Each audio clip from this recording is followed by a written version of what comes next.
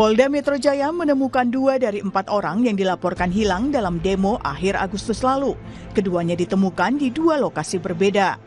Bima Permana Putra ditemukan Subdit Resmob Direktorat Reserse Kriminal Umum Polda Metro Jaya di depan sebuah rumah ibadah di Jalan R.E. Marta Dinata, Kota Malang, Jawa Timur.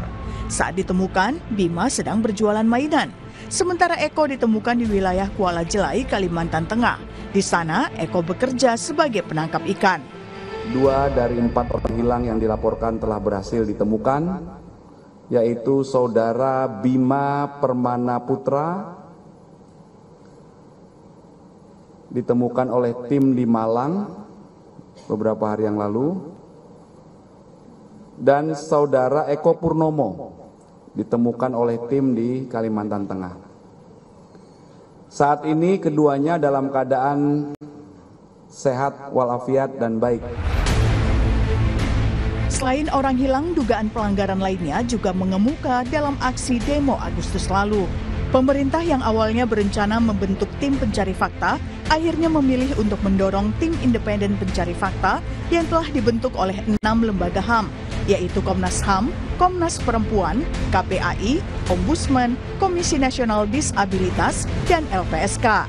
Saya sudah mendapat penegasan dari Bapak Presiden barusan bahwa usulan untuk membentuk tim gabungan pengumpulan fakta terhadap kasus-kasus demonstrasi yang berujung kerusuhan akhir Agustus yang lalu itu tidak perlu dibentuk menurut Bapak Presiden. Dan oleh karena 6 lembaga negara HAM yang dipimpin oleh Komnas HAM sudah membentuk tim penyelidik non-justisial independen, maka Presiden mengatakan bahwa silahkan Komnas dan 6 lembaga negara HAM itu bekerja untuk melakukan penyelidikan, mengumpulkan fakta tentang apa yang terjadi di balik demonstrasi yang berujung kerusuhan itu. Tapi, dosen Sekolah Tinggi Hukum Indonesia Jentera, Bivitri Susanti, tetap mendorong pemerintah untuk terlibat. Menurut dia, lembaga HAM kerap mendapat sandungan ketika akan memeriksa tokoh-tokoh berpengaruh. Bagaimana Presiden bereaksi terhadap suatu peristiwa, itu memang harus kita baca secara politik dan hukum tata negara sebagai bagaimana cara dia, paradigma dia memandang apa yang terjadi pada Agustus yang lalu. Jadi ini bukan soal Komnas HAM bisa bergerak sendiri, bisa, tapi kami menginginkan ada dari Presiden karena seperti sebenarnya Pak Anton juga alami waktu TGPF Munir, adanya otoritas dari tim gabungan pencari fakta yang memanggil orang-orang yang mungkin high level itu juga dibutuhkan. Lalu, akankah tim independen pencari fakta berhasil mengemban tugas menemukan kebenaran dalam rangkaian demo menolak tunjangan DPR Agustus lalu? Bagaimana pula dorongan yang harus diberikan pemerintah? Tim Liputan Kompas TV. Pemerintah yang awalnya berencana membentuk tim pencari fakta dalam demo ricuh Agustus lalu akhirnya memilih untuk mendorong tim independen pencari fakta yang telah dibentuk oleh 6 lembaga hak asasi manusia, yakni ada Komnas HAM, Komnas Perempuan, KPAI, Ombudsman, Komisi Nasional Disabilitas, dan juga LPSK. Lalu pertanyaan selanjutnya, akankah tim independen pencari fakta ini berhasil menemukan kebenaran dalam rangkaian demo menolak tunjangan DPR Agustus lalu? Lalu bagaimana pula dorongan yang harus diberikan oleh pemerintah? Kita bahas soal ini bersama dengan sejumlah narasumber yang sudah hadir melalui sambungan daring. Ada anggota Komnas HAM, Pak Abdul Haris Mendawai, kemudian ada anggota Kompolnas Yusuf Warshim, kemudian ada Koordinator Perhimpunan Bantuan Hukum dan Hak Asasi Manusia Indonesia PBHI, Julius Ibrani. Selamat pagi Bapak-Bapak, Assalamualaikum. Selamat pagi, Disti. Assalamualaikum. Ya, kita tahu, Assalamualaikum. Waalaikumsalam warahmatullahi wabarakatuh. Kita tahu pemerintah akhirnya mendorong 6 lembaga negara hak asasi manusia untuk membentuk tim pencari fakta, begitu ya. Saya mau ke Bang Julius dulu. Bang Julius, merespon hal ini bagaimana pendapat Anda? Perlukah kemudian pemerintah juga punya peran di sini? Tidak hanya 6 lembaga negara HAM saja, lembaga negara HAM saja. Jadi begini Disti, kita harus melihat peristiwa 28 Agustus kemarin itu dalam satu konteks yang lebih besar.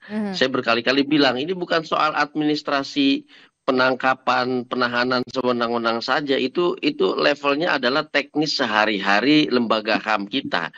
Ya, tanpa ada peristiwa ini pun itu yang mereka kerjakan, itu satu. Artinya kalau melemparkan pada lembaga HAM yang existing dengan kewenangan yang existing sekarang dengan fokus yang begitu teknis, ini artinya negara tidak bertanggung jawab terhadap peristiwa 28 Agustus. Itu dulu kita pegang. Itu yang pertama.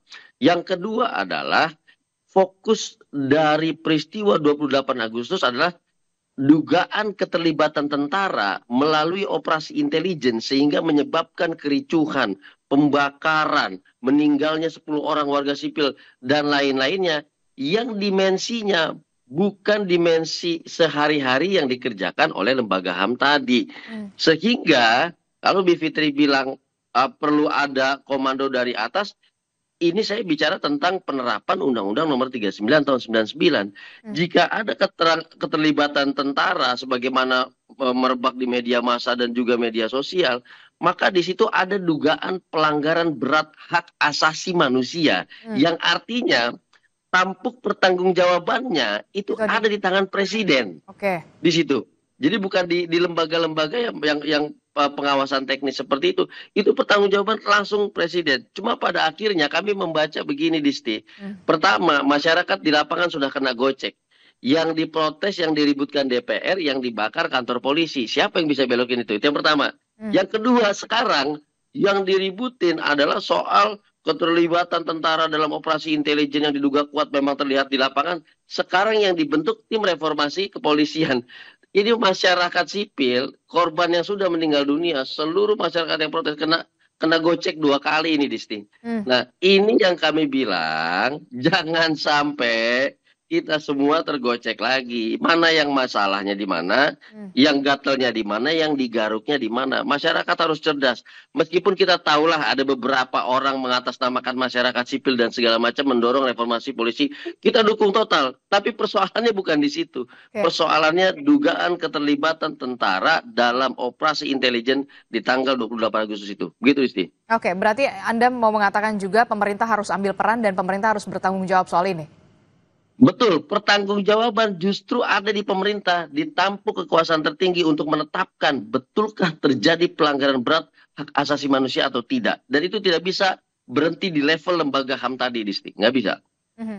Oke, saya ingin ke Komnas HAM. Komnas HAM sejauh ini sudah ada koordinasi atau pemerintah sendiri sudah melakukan komunikasi terhadap Komnas HAM yang merupakan salah satu lembaga negara HAM yang kemudian juga bisa membentuk tim pencari fakta soal kerusuhan atau kericuhan di bulan Agustus lalu?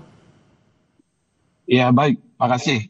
Jadi untuk pembentukan tim independen pencari fakta ini sepenuhnya inisiatif dari LNHAM ya. Jadi karena kita melakukan berbagai penanganan ya pada saat demo dan setelah demo, dan kita melihat bahwa kita perlu kerjasama nih, sehingga terbentuklah tim independen tersebut. Nah, oleh karena itu memang ada sebelumnya sudah ada usulan ya dari masyarakat untuk dibentuk TGPF ini, tetapi inisiatif untuk membentuk tim independen ini sebenarnya datang lebih awal. Jadi bukan karena ada usulan dari masyarakat terus kemudian LNHAM membentuk, bukan seperti itu. Jadi kami sudah punya inisiatif lebih dulu, kemudian baru LNHAM ini kami sepakati untuk kita bentuk ya. Nah, sejauh mana komunikasi? Memang saat ini kita baru berkomunikasi, dan tadi kita juga ingin melihat sejauh mana nih dukungan pemerintah terhadap kerja-kerja LNHAM, karena kalau tidak ada dukungan sulit juga kita untuk memperoleh data-data penting ya, yang tadi disampaikan Mas Julius Ibrani tadi ya, itu kan tidak mudah ya, apalagi nanti kalau dipertanyakan kewenangan, dipertanyakan macam-macam untuk berlindung dari proses investigasi yang kita lakukan. Nah ini kan tanpa ada political will, tanpa ada dukungan Oke, jadi maksud Anda DPR, dari berbagai pihak. Oke, sayang sekali Iya. sinyalnya terputus-putus, tapi saya sudah menangkap. Tapi dari Komnas HAM sendiri, inginnya juga pemerintah juga ambil peran di sini. Ya. Maksud saya bukan di dalam LNHAM-nya ya, bukan di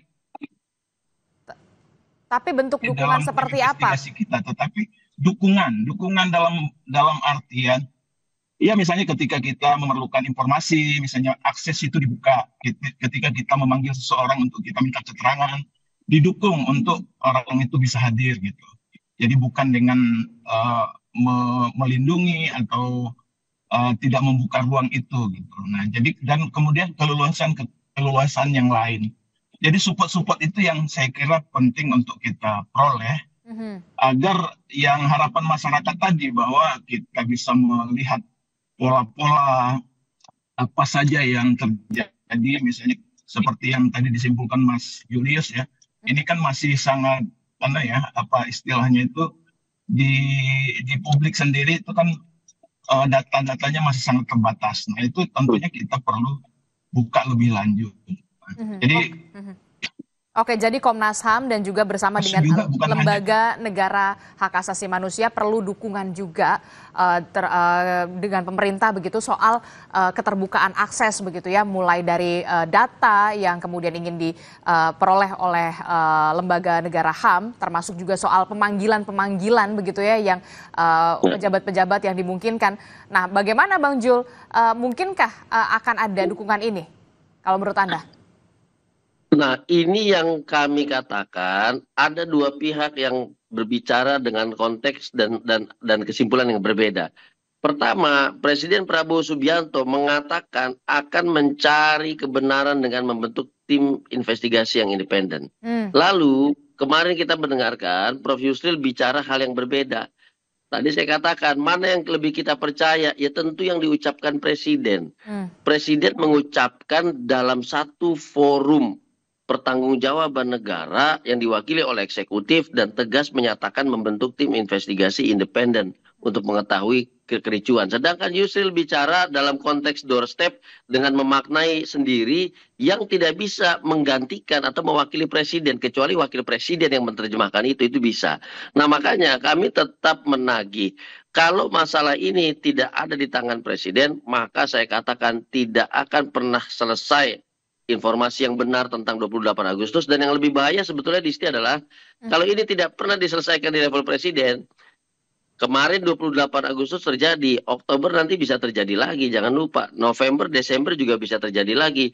Perhitungan nasib buruh tentang haknya UMR-nya segala macam di Desember, Januari akan terjadi lagi. Nggak akan ada henti-hentinya. Itu yang jadi masalah di sini. Oke, saya ke Pak Yusuf Warsim dari Kompolnas dulu.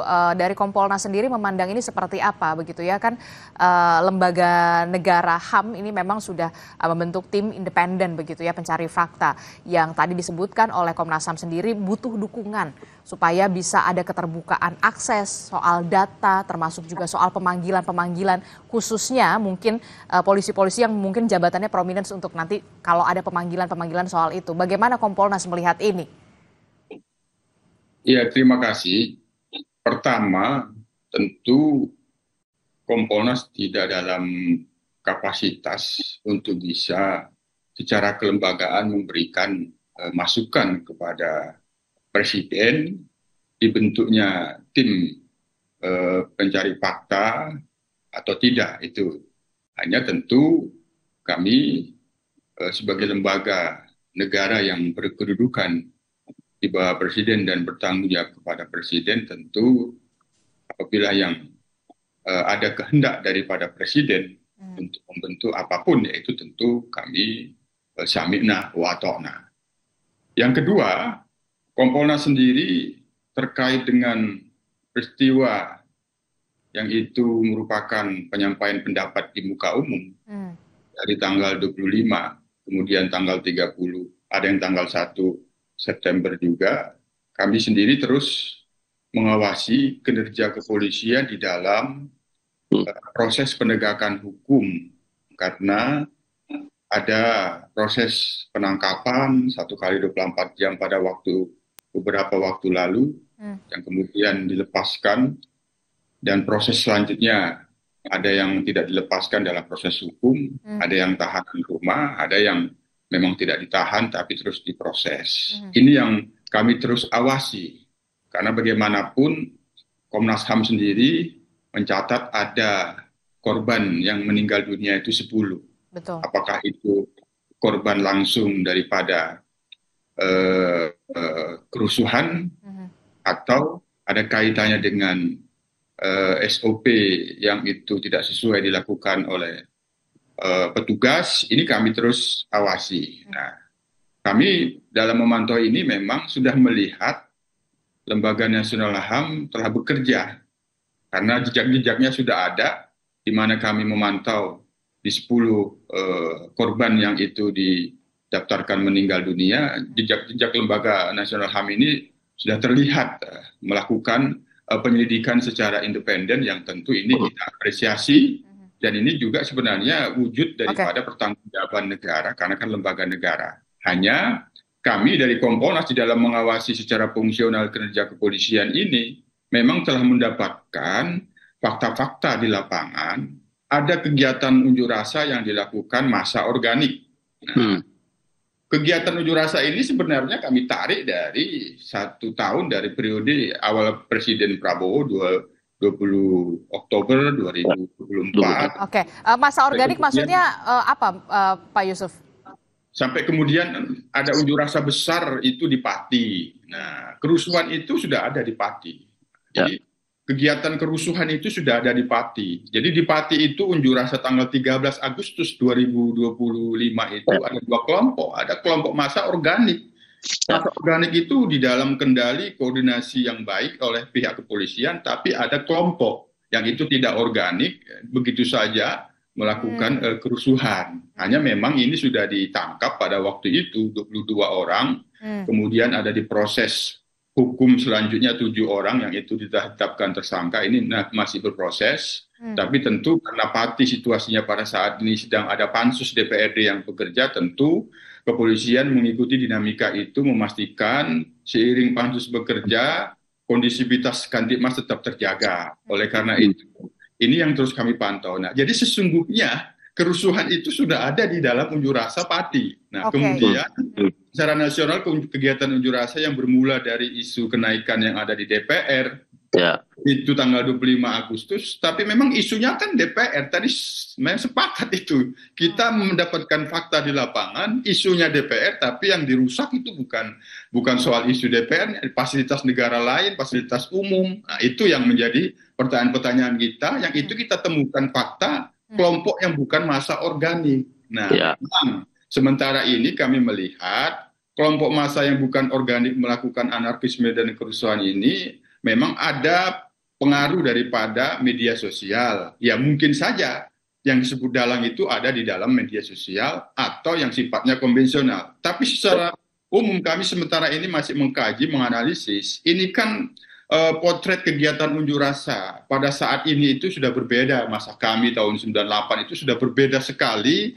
Bagaimana kendali masanya sudah berbeda. Bagaimana sistem korlapnya itu sudah berbeda. Korlap yang paling utama sekarang ini kan flyer yang ada di media sosial. Itu yang disampaikan, sehingga apakah ini bisa dipastikan sampai di lapangan itu mereka massa organik atau tidak, ini tentu sudah berbeda. Memang tentu kaitannya dengan yang kami lakukan, kami rekomendasinya kan langsung kepada kepolisian untuk dilakukan penyesuaian situasi yang telah berubah. Bagaimana kegiatan unjuk rasa itu dilakukan, sehingga pola pengamanan yang disebut kuning, hijau, merah itu harus dilakukan adaptasi kekinian pada saat ini. Itu. Oke, poin-poin yang direkomendasikan tadi Anda sebutkan, ada beberapa poin yang penting, yang krusial menurut Anda yang sudah direkomendasikan ke kepolisian?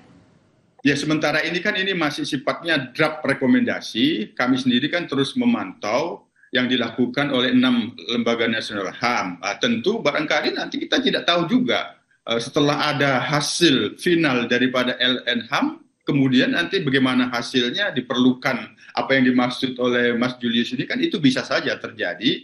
Artinya kami Kompolnas saat ini terus memantau perkembangan. Apabila memang Presiden punya kehendak sebagaimana yang dimaksud oleh Mas Yudis, ya kami tentu sami'na wa ta'na. Tapi sekali lagi, kami terus memastikan kinerja yang saat ini ada proses penegakan hukum yang dilakukan kepolisian, terutama terkait dengan 10 korban yang meninggal dunia, itu yang prioritas kami awasi. Oke, memang karena memang faktanya adalah ada 10 orang meninggal dunia begitu ya, dan terkait dengan orang hilang ini juga kan jadi sorotan juga setelah kemarin polisi sudah menampilkan ada 2 ya yang sudah ditemukan ya dari 4 laporan. Nah, polisi berhasil menemukan 2 dari 4 orang yang sebelumnya dinyatakan hilang. Nah, ternyata ini kalau kita lihat mereka berada di daerah lain dan melakukan profesi lain. Nah, apakah ini ada kesalahan dari penghimpunan data di lapangan soal orang hilang atau seperti apa Kompolnas melihat ini? Ya, kemarin itu kan disebut 3, maka tentu kami mendorong itu harus dicari. Nah, sekarang sudah ada yang diketemukan, apakah memang disebut hilang murni atau bukan. Oleh karena itu, kami mendorong pihak kepolisian untuk mendalami secara serius, luas, mendalam, apa sesungguhnya, apakah memang benar murni hilang atau bukan. Untuk sementara yang kedua tentu terkait dengan data harus terus dilakukan update. Nah, jangan-jangan memang tidak hilang atau ada lain lagi. Ini sedang kami dorong pendalaman lebih lanjut. Kami terus monitor bagaimana proses pencarian yang disebut hilang itu pada saat ini, apakah akan ada bertambah atau tidak. Oke, nanti juga kita akan silakan Bang Julius. Saya tambahkan sedikit. Kalau kami di lapangan bacanya tidak senormatif itu dan tidak sesederhana itu. Ada pertanyaan besar, mengapa orang-orang yang jauh dari Jakarta datang untuk melakukan aksi ke Jakarta? Siapa yang ngongkosin, siapa yang ngundang, siapa yang koordinir? Oke. Satu. Yang kedua, ketika terjadi kericuhan, banyak orang yang kita duga hilang dan ternyata memang bukan orang Jakarta, sudah pasti hilang itu ya. Jadi pertanyaannya itu bukan sesederhana, ini nggak bisa dikontak lagi, wajahnya ada, tapi kok nggak kita lihat di sekitaran Jakarta. Pertanyaannya jangan di hilir, Disti. Pertanyaannya di hulu. Kami melihat di lapangan, bukan hanya ada 2 kelompok, ada 4. Ada koordinator, kalau tadi ada masa aksi yang organik, saya melihat ada pasukan organik yang terdidik, rapih, dia memberikan komando, dia gendong tas gemblok hitam, di dalamnya ada bom molotov, ada botol, ada batu, ada bayonet dan segala macam. Ini nggak kita temukan. Ada orang-orang yang bergerak ketika kerumunan, lari berbondong-bondong ke kanan, dia berjalan dengan santai ke kiri melewati arus manusia ratusan dan ribuan itu. Ini pertanyaan-pertanyaan bukan hilang, tidak bisa dikontak, handphonenya lowbat dan segala macam, bukan di situ. Titiknya di ada satu pengerahan secara organik, secara terstruktur, secara sistem, mulai dari Pati, Bandung, Jakarta, ke rumah-rumah pejabat yang datanya data personal yang tidak bisa dijangkau oleh masyarakat sipil biasa. Itu yang harus dipertanyakan. Tapi kalau kita cuma bertanya kepada hilir, berapa orang yang meninggal dunia, apa identitasnya dan segala macam, saya pikir di rumah sakit itu sudah selesai, tidak perlu lembaga HAM. Jadi jangan mengecilkan sebuah peristiwa yang bagi kami di lapangan itu adalah ancaman besar bagi hak atas rasa aman, bagi nyawa, bagi keselamatan masyarakat, karena seketika itu bisa terjadi hanya dengan keramaian kecil beberapa hari sebelumnya lewat media massa, lewat media sosial, lewat WhatsApp dan segala macamnya, dan itu hanya bisa dikontrol oleh negara, tidak mungkin oleh masyarakat sipil biasa. Begitu, Disti. Oke, bagaimana kemudian Komnas HAM bersama dengan juga lembaga negara HAM lainnya untuk bisa mengusut tuntas kasus ini begitu ya, benar-benar secara terang benderang, termasuk juga apa yang tadi disebutkan Bung Julius Ibrani, apakah memang ini memang terorganize begitu rapihnya begitu ya, tapi jangan dijawab dulu, kita akan temukan jawabannya usai jeda. Kami akan kembali di Sapa Indonesia Pagi.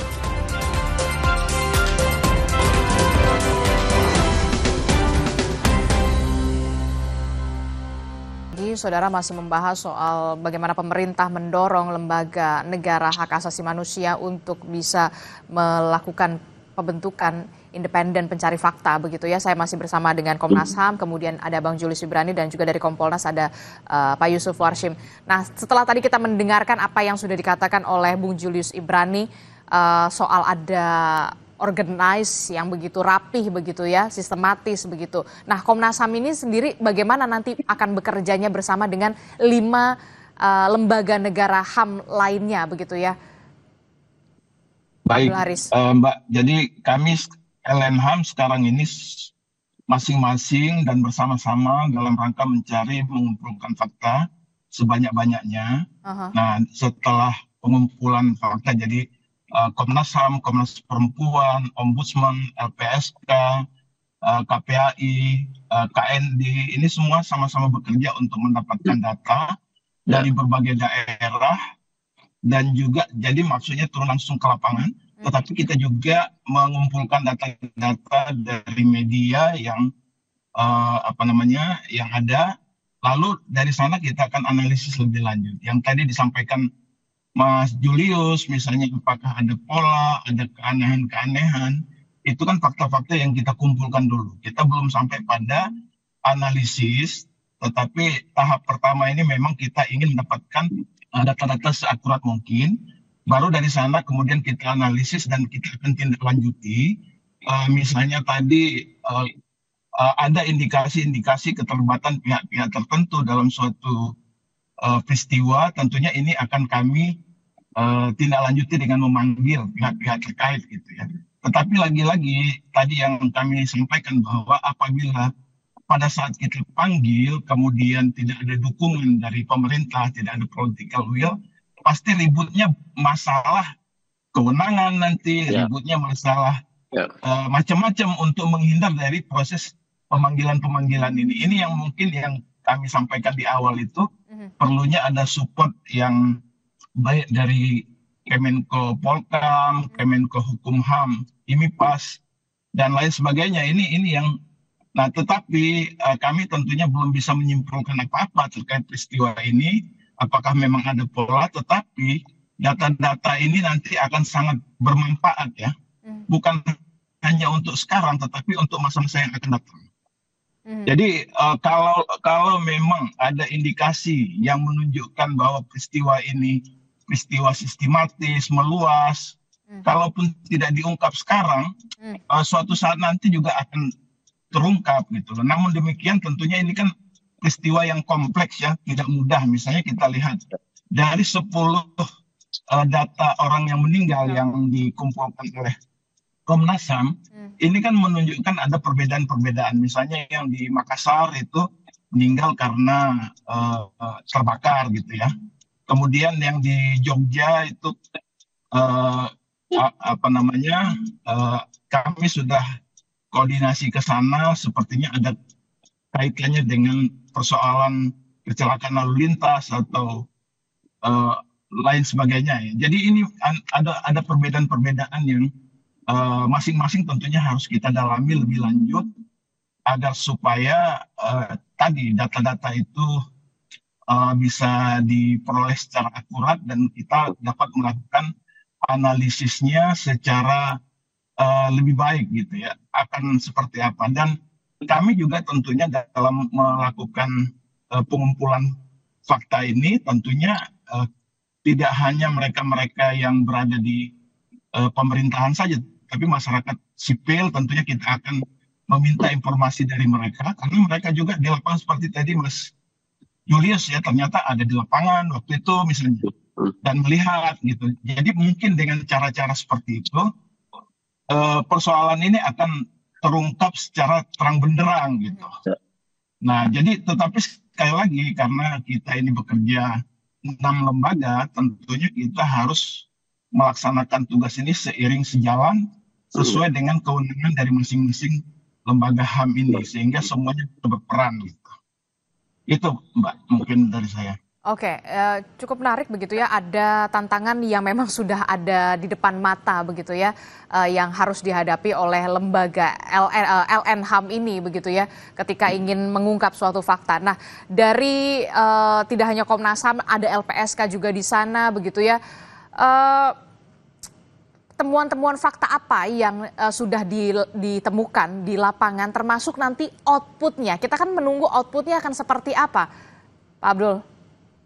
Ya, berdasarkan kesepakatan-kesepakatan kita tentunya tidak ingin melakukan sesuatu yang muluk-muluk ya, yang di luar dari kewenangan tupoksi kita, tetapi yang kita ingin lakukan adalah yang pertama mengumpulkan data-data, kemudian yang kedua kita analisis, dan ketiga kita akan melahirkan rekomendasi. Rekomendasi ini tentunya baik itu untuk justisia atau peradilan pidana, misalnya kalau memang itu ada, kemudian juga yang non judicial, kemudian juga terkait dengan pemulihan korban, rehabilitasi fasilitas publik, dan jaminan untuk ketidakberulangan peristiwa yang sama terjadi lagi.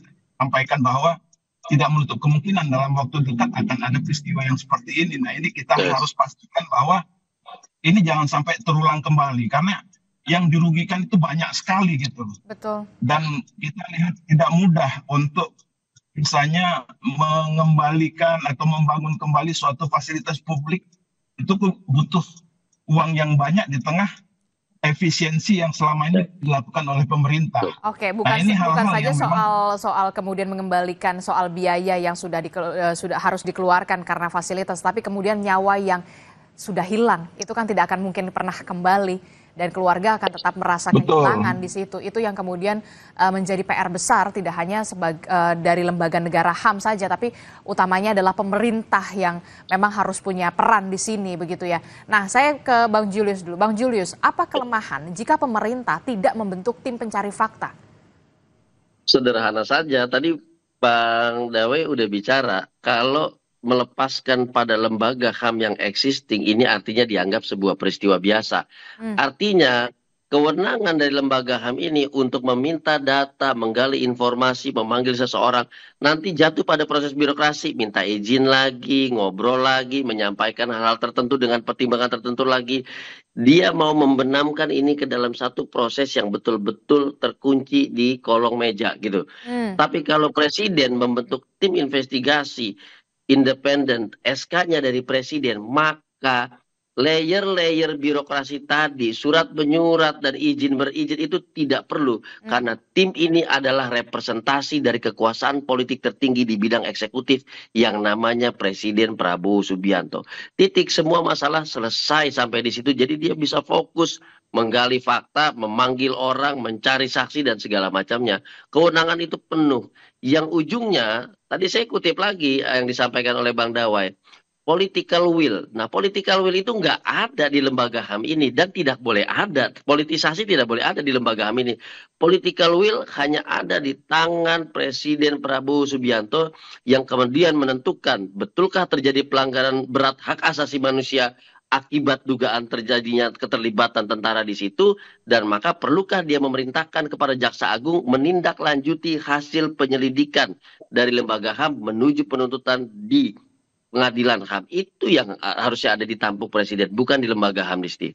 Oke, jadi tetap harus ada political will yang nyata di sana supaya kemudian pintu-pintu yang birokrasi itu bisa terbuka secara lebar, dan itu memudahkan untuk bisa menemukan fakta yang sebenarnya dan juga bagaimana solusi yang harus dilakukan, begitu ya Bung Julius Ibrani? Betul sekali, Disti. Betul. Oke, saya ke Pak Yusuf Warsim. Pak Yusuf, ini kan kalau kita lihat ya, hampir 1 bulan loh dari demo. Polisi kemudian baru menemukan ada 2 dari 4 orang yang kemudian dilaporkan hilang.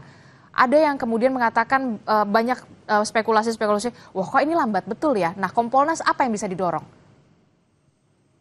Ya, tadi yang disebutkan oleh Mas Julius ya, yang kaitannya dengan hilang ini, apakah hilang dari Jakarta atau kembali kepada yang memang bukan dari warga, bukan penduduk Jakarta atau warga Jakarta dan sekitarnya, kan ini yang yang perlu dipastikan. Nah, yang kedua terkait dengan informasi peserta hilang. Nah, tentu yang dipastikan yang peserta hilang ini peserta organik penyampaian pendapat di muka umum atau yang terkait dengan kelompok yang melakukan anarkisme, kerusuhan, penjarahan itu. Nah, ini kan proses ini tentu harus sekali lagi ya harus cermat gitu, harus cermat. Nah, harus cermat bahwa memastikan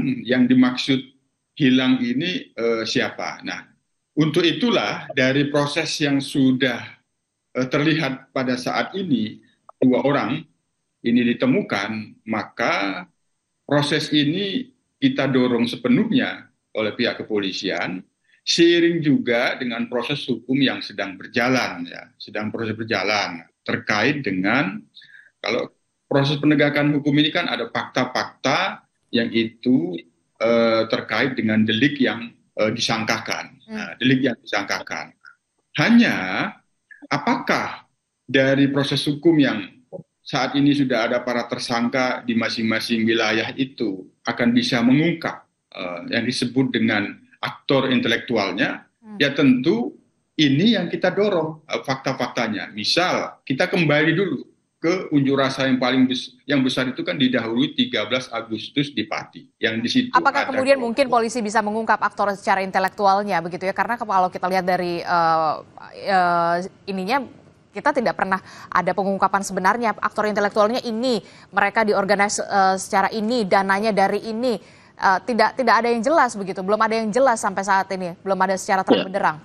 Ya, Yusuf. Ya itu tentu kami sebagai pengawas fungsional kinerja kepolisian memastikan proses hukum itu. Misal kita kembali ke kelompok kerusuhan yang ada di Pati itu, sementara tercatat 7 tersangka.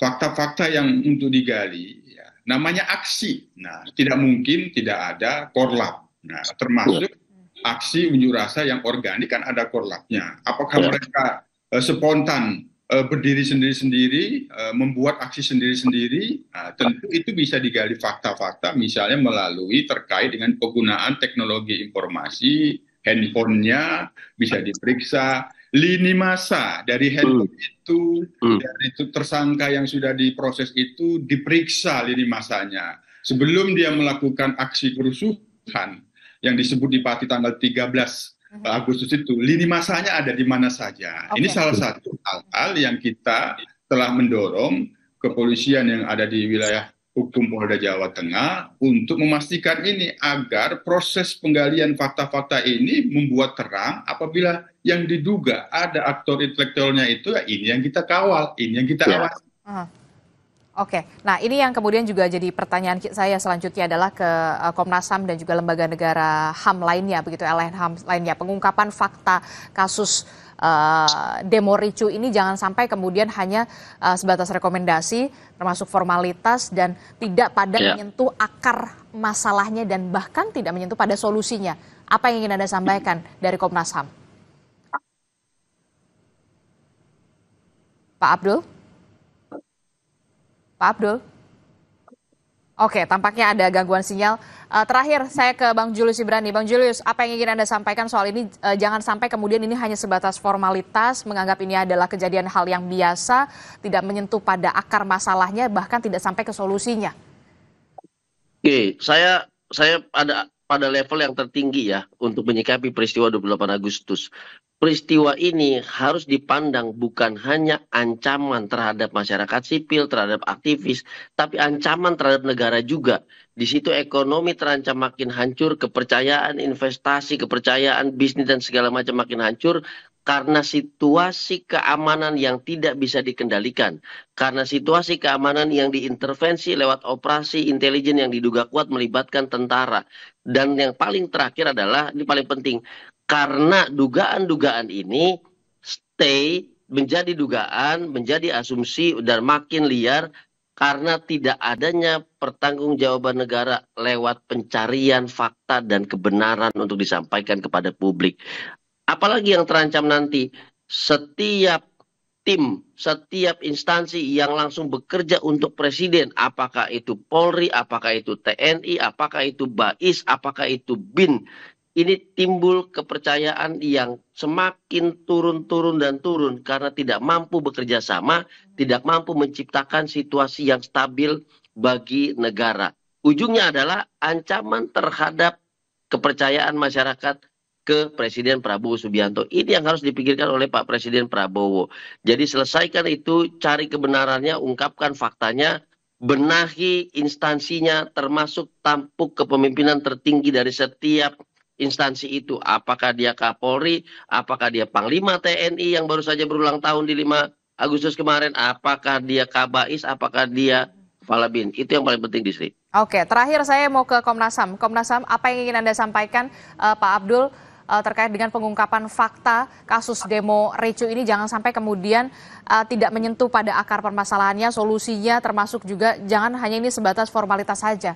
Apa yang ingin Anda sampaikan? Iya, itu yang komitmen kami dari LNHAM ini. Kami ingin mengungkapkan kasus ini terang-terangnya gitu ya. Kemudian ada rekomendasi yang kami sampaikan. Tadi rekomendasi itu kan ada rekomendasi judicial, ada non-judicial. Nah, non-judicial, kalau judicial ini kan kita juga akan lihat nanti apakah memang cukup dengan sistem peradilan pidana biasa atau ada indikasi menunjukkan adanya kasus pelanggaran HAM berat misalnya. Kalau memang seperti itu kan berarti akan ada penyelidikan. Oke, sayang sekali kita terputus tampaknya gangguan sinyal, tapi kita sudah menangkap apa yang sudah disampaikan oleh anggota Komnas HAM, Pak Abdul Haris Mendawai. Terima kasih atas waktunya, Pak Abdul Haris Mendawai. Kemudian juga saya juga berterima kasih untuk PBHI, Bang Julius Ibrani telah bergabung bersama kami, dan juga dari yang disampaikan di Oke, terima kasih Pak Yusuf Warsim juga dari Kompolnas telah bergabung bersama kami. Sehat selalu Bapak-Bapak. Selamat pagi, Assalamualaikum warahmatullahi wabarakatuh. Waalaikumsalam. Saudara, informasi penting lainnya masih akan kami hadirkan usai jeda. Di tengah kenaikan harga bahan pangan yang terjadi belakangan ini, ada sebagian orang yang harus memastikan usahanya tetap berjalan. Di antaranya pengusaha warteg yang mengaku omsetnya menurun. Informasi lengkapnya hadir sesaat lagi.